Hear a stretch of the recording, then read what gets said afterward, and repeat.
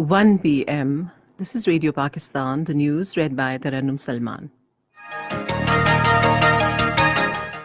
The headlines.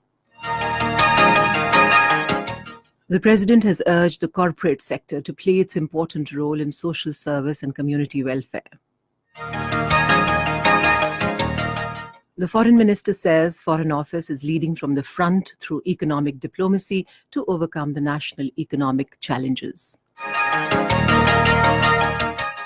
At the United Nations, Pakistan has slammed Israel's unabated settlement activity in occupied Palestinian territory as a setback to peace.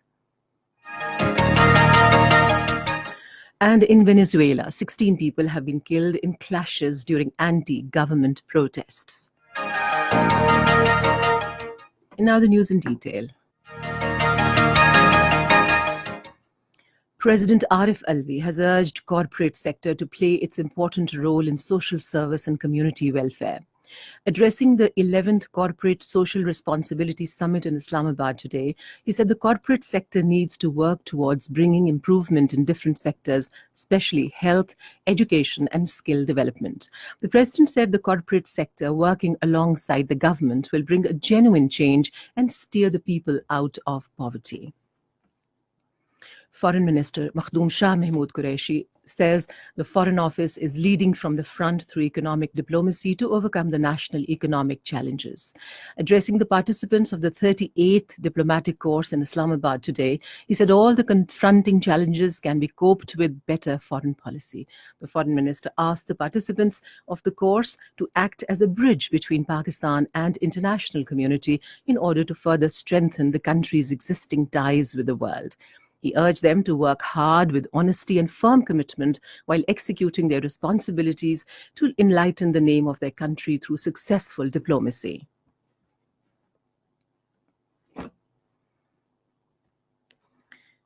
The emerging world order also offers immense new opportunities for Pakistan. A dynamic foreign policy must capitalize on these opportunities and respond to the challenges. Our diplomats have a heavy responsibility to respond to these developments. They have to represent Pakistan in the best possible manner and to protect our interests at the international arena. I have full confidence in my ministry to safeguard and promote interests of Pakistan.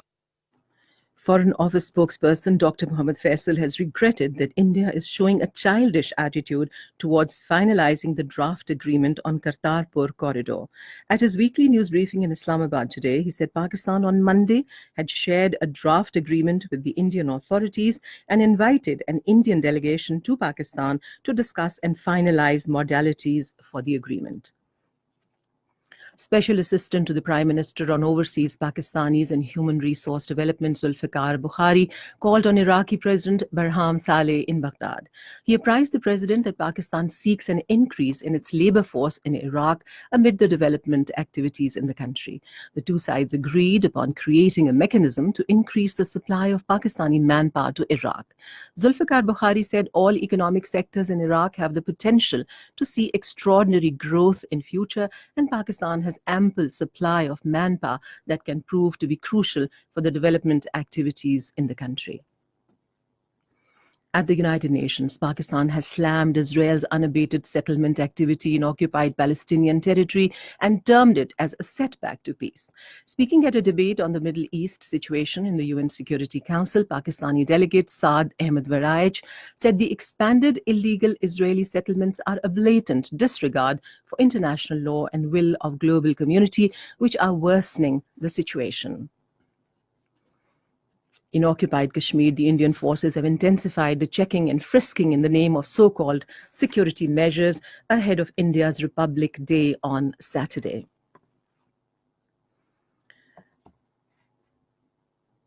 Chinese Vice President Wang Qishan has said Chinese and US economies are mutually indispensable, so their relations must be mutually beneficial and win-win. Talking to an audience at the World Economic Forum in Davos, he said this is a reality that neither side can do without the other. And in Venezuela, 16 people have been killed in clashes during anti-government protests. According to reports, protesters clashed with security forces and happened in the states of Amazonas, Barinas, Bolivar, Caracas. Large-scale protests against President Nicolas Maduro were organized in many regions of the country. Several countries recognized him as interim president, including Argentina, Brazil, Guatemala, Canada, Colombia, Costa Rica, Paraguay, Peru, the United States, Chile, and Ecuador. And that is the end of the news. For more news and analyses, log on to our website, radio.gov.pk, and also watch live video streaming of our bulletins on the link facebook.com/Radio Pakistan News Official.